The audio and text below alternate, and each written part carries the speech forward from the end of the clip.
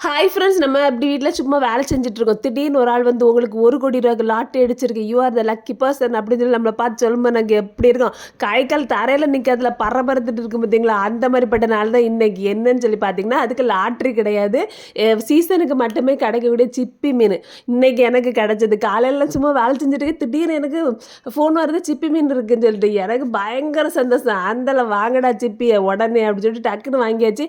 ஆனால் நரைச்சி வாங்க முடியல. என்னன்னு பார்த்தீங்கன்னா பயங்கர ரேட்டு, சீசன் வேறு இல்லை.